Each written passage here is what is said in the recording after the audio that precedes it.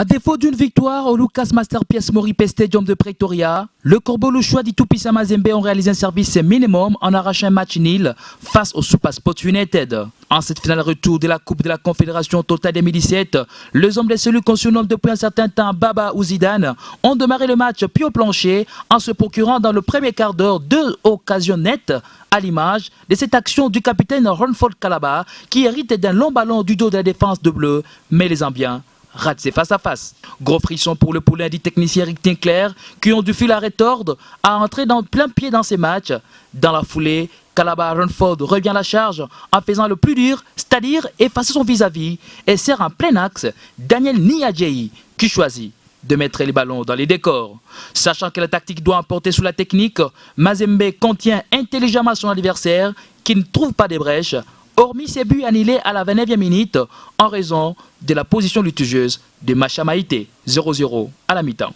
À la reprise, le bleu de SuperSport United démarre le match par le bon bout et se révèle plus créatif qu'en première période. En conséquence, ils obtiennent un corner joué au second poteau, le même Macha Maïté est présent et Sylvain Gobou jaillit. Il sera imité quelques minutes par Modiba sur une contre-attaque fulgurante.